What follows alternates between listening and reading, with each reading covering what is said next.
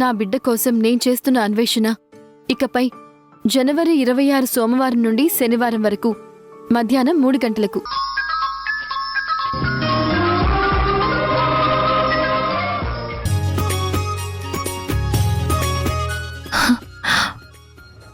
యష్, ఎప్పుడొచ్చావు? ఇప్పుడే వచ్చాను. అయినా నువ్వేంటి ఈ టైంలో పడుకున్నావు? ఇన్ని రోజులు నీ గురించి ఆలోచిస్తూ టెన్షన్లో సరిగ్గా నిద్ర పట్టేది కాదు యష్.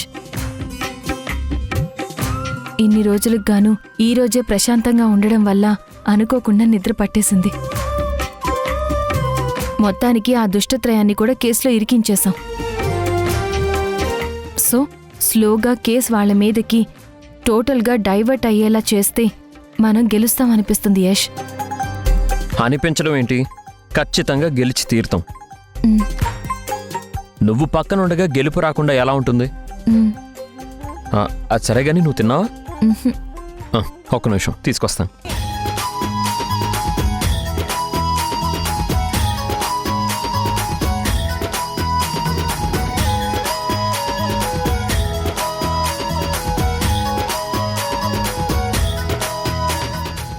ఇటివ్వు. నేనే తినిపిస్తాను. నా గురించి ఆలోచిస్తూ టెన్షన్లో ఎన్ని నిద్రలేని రాత్రులు గడిపావు. అలాగే సరిగ్గా అన్నం కూడా తినని రోజులు ఎన్నున్నాయో. ఇవాళ మాత్రం కడుపు నిండా తిను. తిను.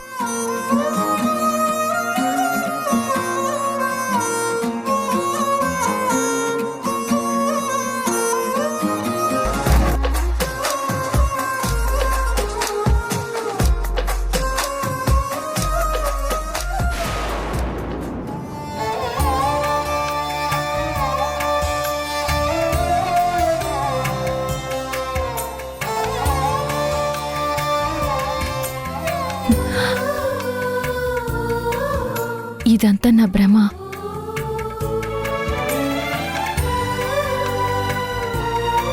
అక్కడ యష్ తిన్నాడో లేదో.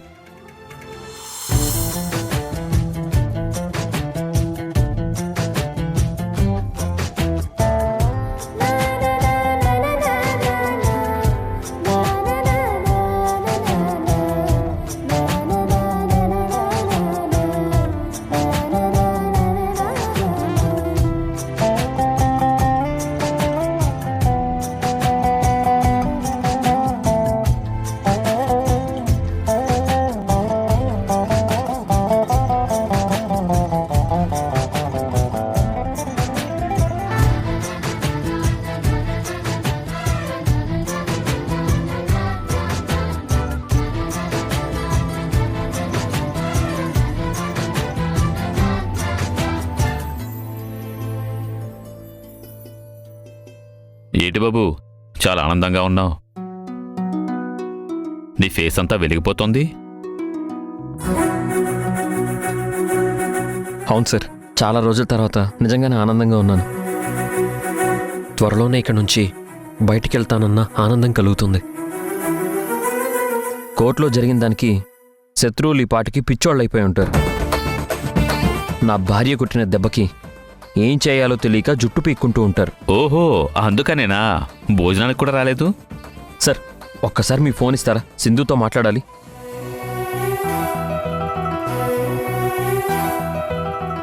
ఇదిగో.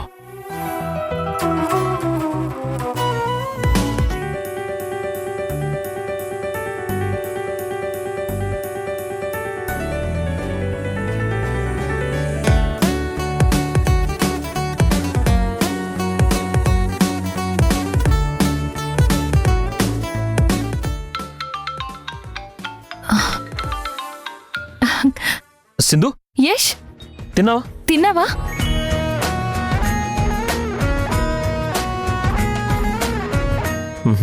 లేదు Sindhu.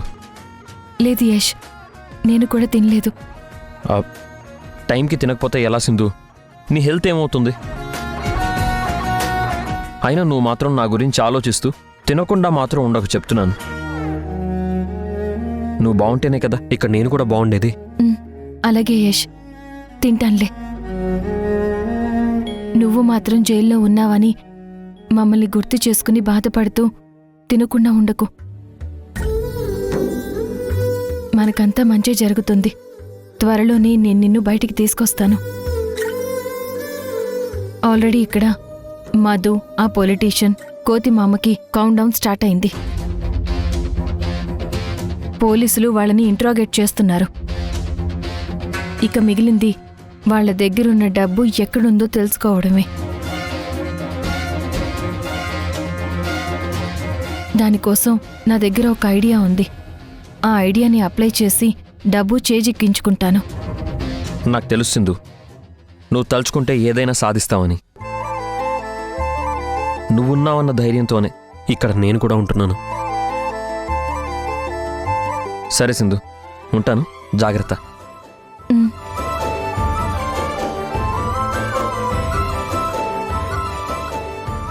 Thank you sir. It's okay.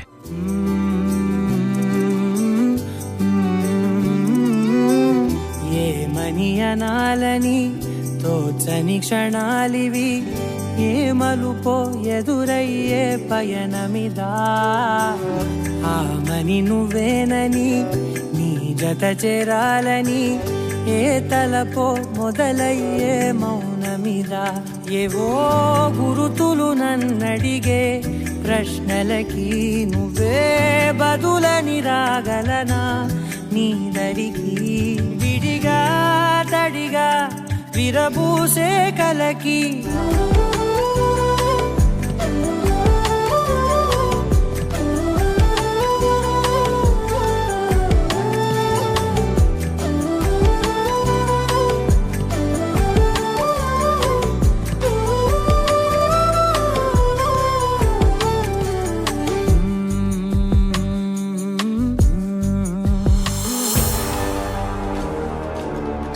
అబ్బబ్బబ్బబ్బబ్బబ్బా!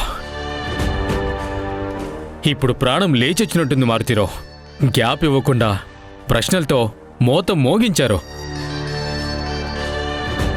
నా ఇన్ఫ్లుయెన్స్ వల్ల ప్రస్తుతానికైతే బయటపడ్డాం.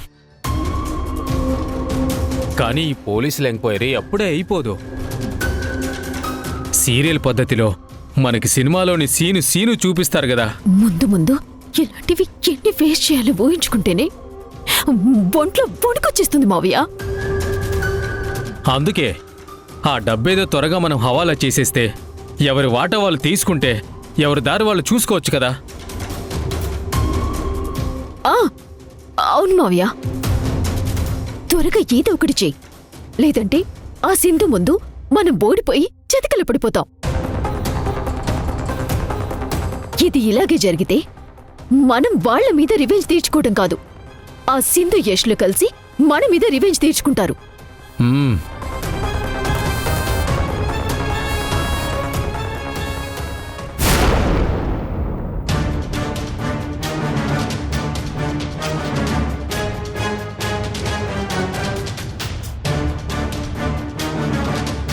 మధుని పోలీసులు తీసుకుని వెళ్ళి చాలాసేపు అయింది. ఇంతవరకు మధు రాలేదు. ఇంట్రాగేషన్ పేరుతో స్టేషన్లో మధుని టార్చర్ పెడుతున్నారా?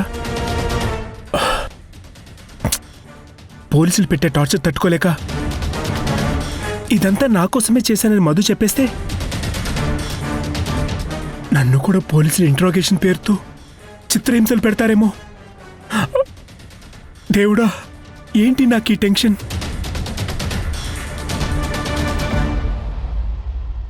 అమ్మా,